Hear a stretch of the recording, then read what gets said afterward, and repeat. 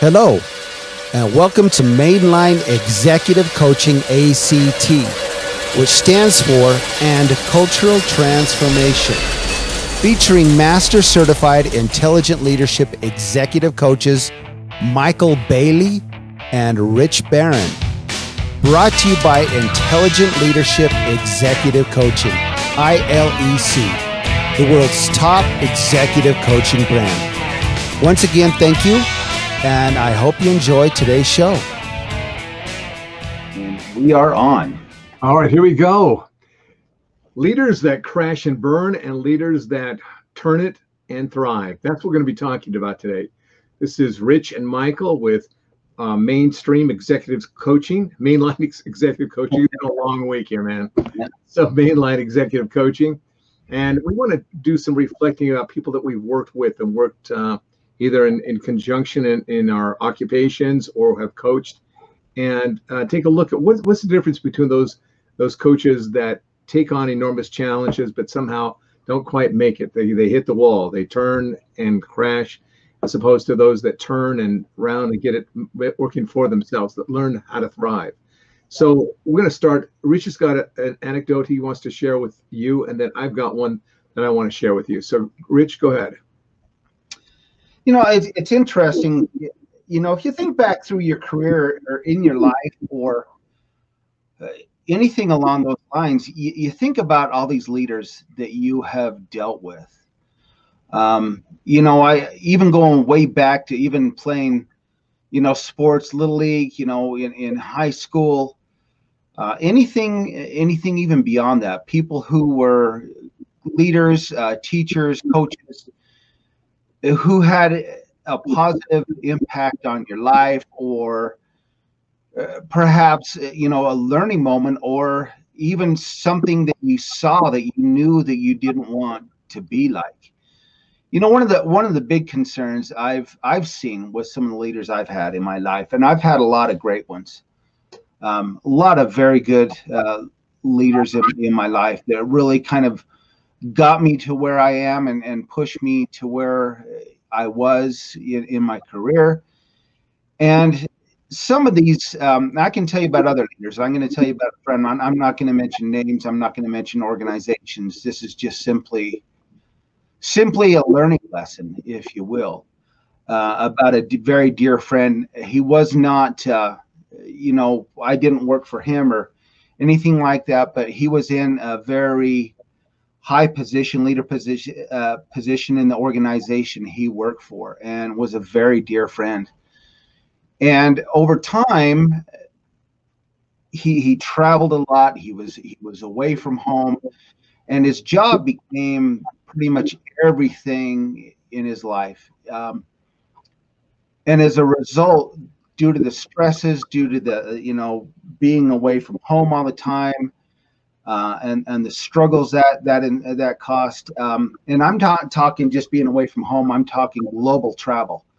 You know, every other week was someplace else, you know, on the globe, working with different customers, working with different people, and eventually that took a toll on him, a big toll, where it came down to the point where the stress levels and everything became too much for him. We talked about leadership derailment the other day in another podcast, and leadership derailment is a real issue where stress can become too much. The vigors of the job become too much. The demands that you put on yourself, and not only that you put on yourself, but the organization can put on you. Customers can put on you, name it. There's a lot of different things. Eventually, it got to the point where he lost everything. The stress, the workload became more than he could handle, and he didn't leave it at work.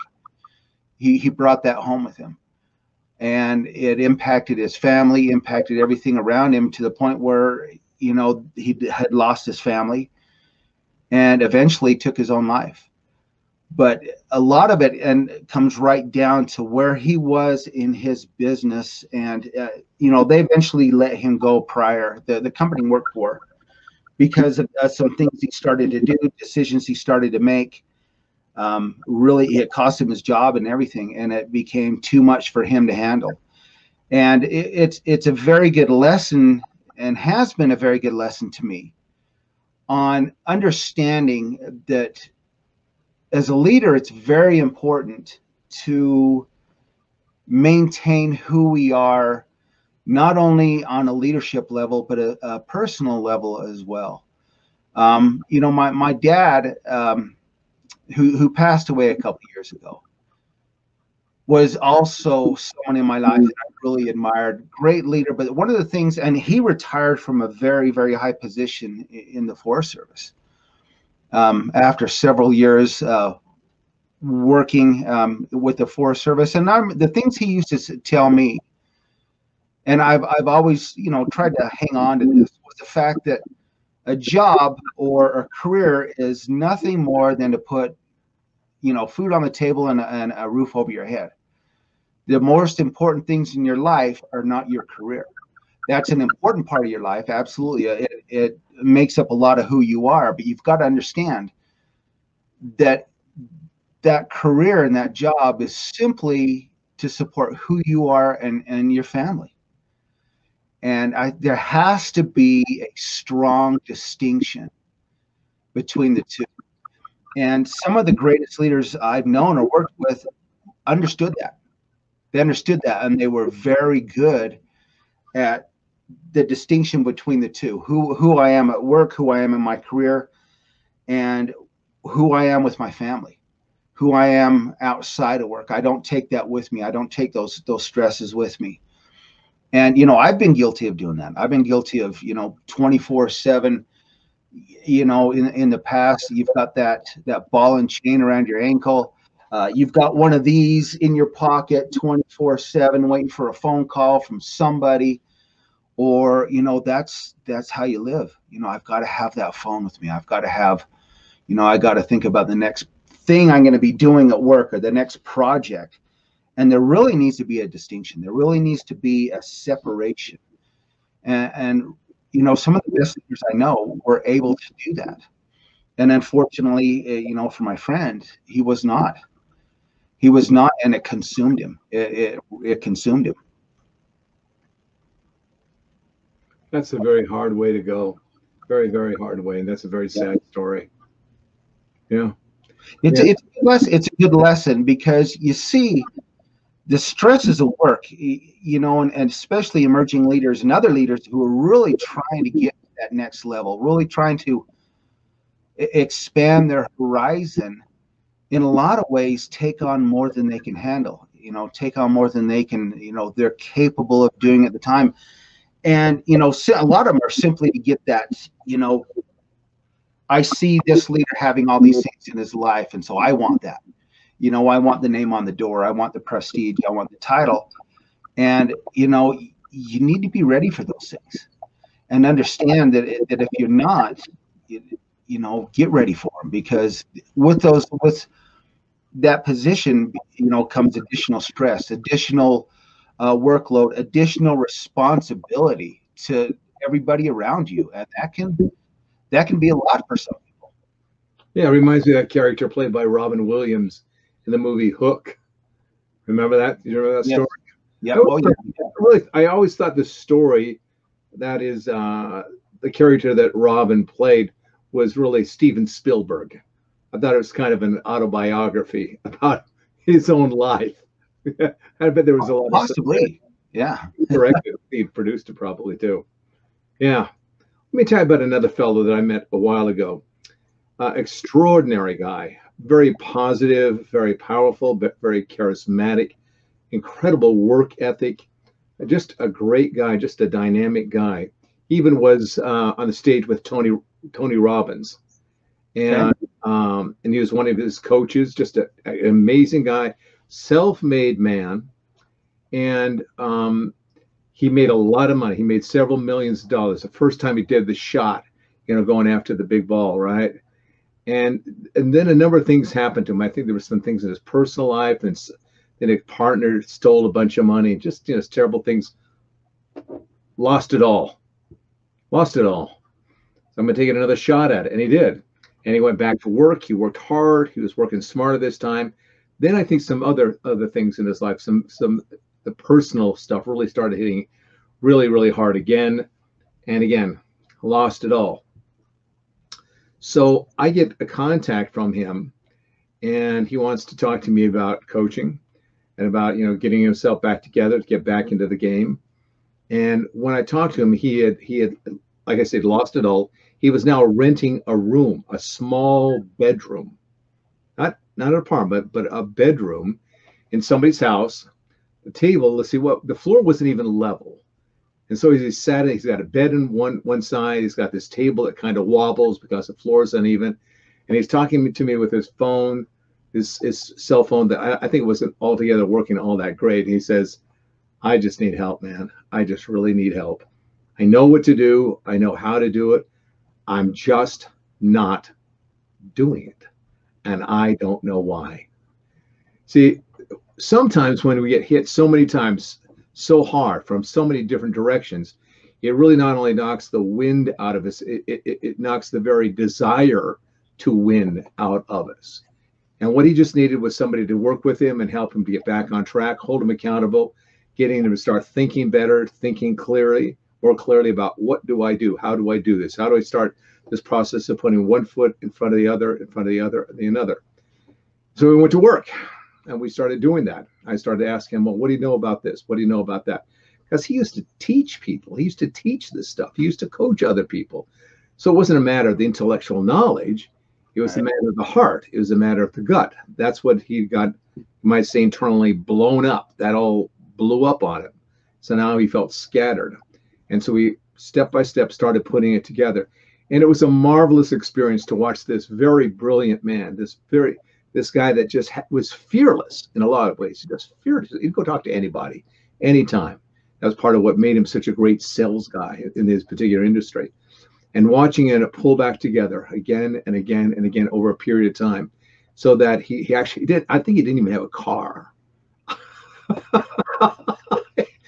So getting to a point where he now had a car. It wasn't like a real beauty by any stretch of the imagination, but it was a car.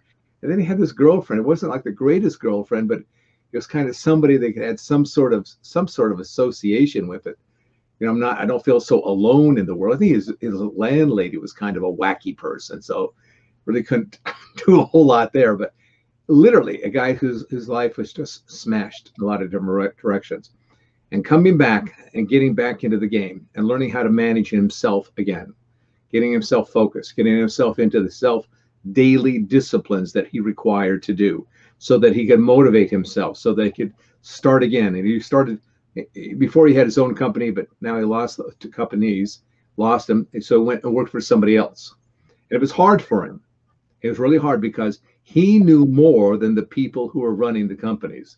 It's one of those big companies that, you know, the bean counters are back east, and they make these weird decisions based upon absolutely no information, but just a lot of data. Right. They don't really know what it means, but they think they do. And so he was just running circles around him in terms of how he performed, what he got done, you know, the bonuses. And it was driving him crazy because he was always busting the commissions with them because he knew how to sell it so well. They'd always want to bring it in. Well, you're doing so well, we got to kind of bring those commissions down, you know, because you can't be making too much money here, you know. Companies got to be making money too. And you just keep busting them. And eventually she's seeing him at one point saying, you know, I'm done. I'm done with you. I'm going back into business for myself, and just watching him take off. The ability to do that, oftentimes we think that I just have to know some stuff. And I'm telling you, oftentimes it's more than that. Oftentimes it's somebody there helping you to see what's going on, to see it more objectively, to see it more clearly, to hold you accountable, to ask you the critical questions that you may not want to ask yourself. You may not even want to hear or have to go over or think about or any of that kind of stuff, but then say, okay, this is what you expect. Let's put the plan together. Let's have you implement it, and then watch as they do it, as they go back at it again and again, building themselves back up, their belief in themselves, their trust in themselves, their confidence back up. It is a powerful, powerful experience. And that really is what executive coaches, or one part of executive coaching, is all about. Sometimes we lose a mojo just because life happens to us, or, who knows what the reasons are. So we know a lot of stuff about what we should be doing, but we don't feel it. We don't feel the motivation. We don't know how to kick it back in. That's where that coach can come in. And it seems like, well, how can a coach do that? How can a coach get me more motivated? How can they do that? Well, they really can't get you more motivated, but they can get you inspired. They can ask you insightful questions. They can see you from a different point of view. Sometimes we get beat up in life, and so we see ourselves from this kind of dark or unfortunate or beat up kind of point of view. And your coach is going to go, no, I see the guy or the gal underneath it. I see that individual that you have somehow lost sight of, that you've lost connection to. I'm going to work with that person. I'm not going to work with the person over there that's all beat up, because this is the person I know is really you. This is the person that really has the gumptions and the guts and the know-how to go out and get it. That's who we're working with. And just by having that different kind of attention on you, your brain starts working differently. Your heart starts working differently. Your gut starts working differently. And your hands go to work and they start working differently to produce the results that you want. You wouldn't think it would be that kind of a thing, but that's the magic of coaching. When you work with a great coach that knows you and knows how to get you going again, it turns their entire life around. And the interesting thing about it is you will remember that coach to your dying day. If it's the right coach for you and the one that really worked for you, got things going again for you, you'll remember them forever. And the coach is just being the coach. They just want to be out there to help you, and they'll help you. And that's my story, and I'm sticking with it, Rich. Well, good. You have coached people all over the world. You've got you've over 2,000 clients you've worked with, and how many thousands of people you've spoken to? Trained. What's an example? What's an example that you saw as someone that was an absolute stellar leader? Stellar leaders are very interesting people because they don't usually start out as stellar leaders. Oftentimes they start with a lot of doubt. They have hope. They have aspirations. They're willing to work hard. They're really willing to dedicate themselves, but they don't quite know how to bring it together. I'm thinking in particular of one lady in Australia, brilliant lady, amazing woman that just, she had a lot of success in a number of areas, but in this one area she really wanted to excel at, she just couldn't get it together. I'm thinking of another fellow up in Canada, bright guy, capable guy. I'll have to tell you about it sometime. But he could not get his act together because his assistant wouldn't work with him. She just would not do what he was asking her to do. And he got all flummoxed and upset because I don't know what to do with this person. What do I do with it? And it was a very funny thing. And yet the guy went on to build an incredible business. It was just this one little thing that he got wrapped up into. He didn't know how to do. But once we got that worked out, it was amazing. All of a sudden, something happened. Something kicked in. I'll tell you about them sometime. But stellar leaders, it's like they say, leaders aren't born, they are made. Yeah. They are made. And they are not, there's no such thing, as Zig Ziglar says, as a self-made man or a self-made woman. Everybody stands on somebody else's shoulders. Everybody needs somebody's help along the way. And I remember even Zig, when he was in his 70s, I think he was in his 70s, he still had a coach that he was reporting to once a month on a regular basis, just to check things out, to make sure things were working, that he wasn't missing anything, that he had that person that knew him well and kept him going. So it's just the way we are. The best performers, whether in business or in the arts or in sports, what do they have? They all have coaches, and there's a reason for it. Yeah. And I've found in my life and the different things that I've done is the best leaders, the best teachers, the best coaches are very humble. They're not the ones that are going to tell you I'm the best. I can do this better than you. You're never going to hear that. They're not going to. They'll teach. They teach because they want you to be better. They lead because they want you to be better. And that's what I have found is you're never going to find, at least in my experience, the best leaders, best teachers have always been very humble and very open to giving you all the knowledge they have. All the knowledge they have. I can tell you an example of someone that I truly admire. And again, I'm not going to mention names on here, but in my career, he was vice president of the organization, and I answered to him in my position, and he was going to retire. He decided he was going to retire, but he was in Florida, and I was in Salt Lake, and he decided he wasn't going to tell me over the phone. He flew out to Salt Lake City and sat down with me. We went to lunch and talked, and he told me, it was then that he told me that he was planning on retiring, and gave me my last final review for the previous year in person, and also gave me a ton of advice, things that I could do better on, things that I'd done well at. And the good thing about that, even though he was in Florida and I was in Salt Lake, he knew our business like the back of his hand. He knew the numbers, he knew everything about what we did, and was able to work with it. He was pretty demanding about some of the things that he wanted done, but at the same time, he was willing to help you get there. He was going to show you how to get there. And a great guy. And he's he retired and is off doing his thing with his family, and has been for this is probably 15 or so years ago. But at the point, my point is that he took the time. He didn't have to call me. There was no one used Zoom back then. It was probably longer than 15 years ago now that I think about it. But took the time to actually come out, sit down with me, tell me he was going to be retiring, and kind of pass the torch, if you will, on a lot of different things. And I truly admired that, and thought about that ever since. He took the time to actually come out and sit down with me. It wasn't a phone call.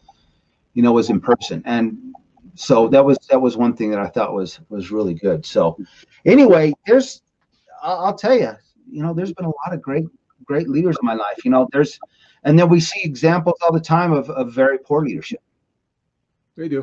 We'll get a chance to talk more about them. Yeah, and I think that's probably another episode without examples of maybe poor leadership. But and again, I think everybody listening to us on this podcast, or watching us live right now, has an example of someone in their life that helped them get to where they are now. It's like you said, nobody gets anywhere without standing on the shoulders of somebody else.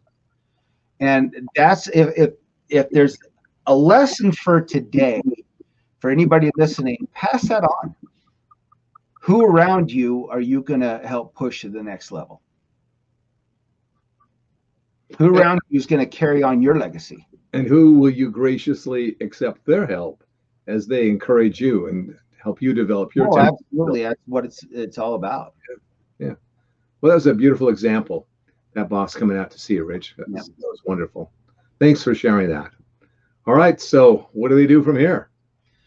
Well, thanks for watching. What they do from here is go to where our podcast is played on Apple Podcasts or Spotify or any one of those that it's out there on, and download it. That's what they do next, and listen to it a lot. So we've got lots of episodes out there that they can do that. So that's their next step. But if they want to get a hold of us, if anybody out here wants to get a hold of us, Executive Leaders Act, ILEC.com, and go to our website. Go there and look us up and get some information on us. Reach out to us. Schedule some time with us. Let's sit down and talk. Let's get you to that next level. And once again, thank you very much for being here today. We appreciate it, and take care. We'll talk to you next time. Thanks for watching, folks. All the best to you. Bye for now. Once again, thank you for joining us. If you'd like to find out anything more about executive coaching or to schedule a free coaching session with us, go to our website, Executive Leaders Act, ILEC.com. Schedule some time with us. We'd love to hear from you, and like to talk with you further about how we can improve your leadership capability. This podcast was brought to you by Intelligent Leadership Executive Coaching, the world's top coaching brand. Once again, have a great day and take care.